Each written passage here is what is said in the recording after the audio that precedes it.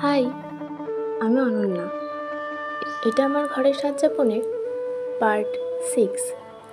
আগের পার্টগুলো নিশ্চয়ই তোমরা দেখেছো, আর যদি না দেখে থাকো একবার ঝট করে দেখে এসো।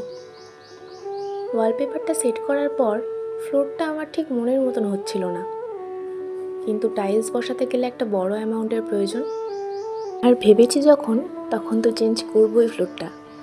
তাই একটু আইডিয়া করে এই ওয়ালপেপারটাকেই ইউটিলাইজ করলাম।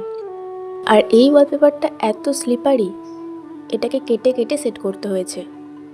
আর আজকে আমি একদম সকালবেলা ভয়েস ওভারটা দিতে বসেছি। অনেক নয়েজ আসতে পারে, প্লিজ একটু ম্যানেজ করে নিও। ওয়ালপেপারটা দেখে মনের মধ্যে একটা ছবি তো এঁকেই নিয়েছিলাম যে কেমন লাগবে, আর ঠিক যেমনটা ভেবেছিলাম ঠিক ততটাই সুন্দর লাগছিল দেখতে। এই ওয়ালপেপারটা সেট করার সময় আমি আর কাপড়টা ইউজ করিনি, একটা ইরেজার দিয়ে আমি টেনে টেনে এটাকে বসাচ্ছিলাম, আর খুব স্মুথলি বসে যাচ্ছিল।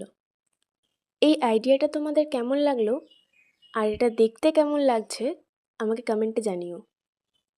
ঘরটাতে এখনও অনেক কাজ বাকি, সবটা ধীরে ধীরে তোমাদের সাথে শেয়ার করব। এই স্টিকারটা আমি প্যাক অফ 2-তে কিনেছি, কিন্তু এটার কোনো সাইজ বা সেন্টিমিটার ওয়াইজ যেটা লেখা থাকে সেটা ছিল না, ফ্রি সাইজ লেখা ছিল। তাই আমি ধারণা করতে পারিনি যে স্টিকারটা কতটা কি আসবে, কিন্তু প্রতিবার আমার সাথে একই জিনিসটা হচ্ছে।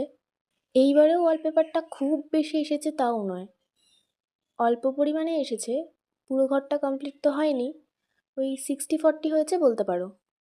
আর এই স্টিকারটা ওয়াটারপ্রুফ, তাই মোছামুছির কোনো চাপ নেই, জল পড়লেও কিছু হবে না। ঘরটাকে রুম টু ব্লুমে পরিণত হতে দেখতে আমার ভীষণ ভালো লাগছে, আর এটা এক্সপিরিয়েন্স করতেও বেশ মজা লাগছে।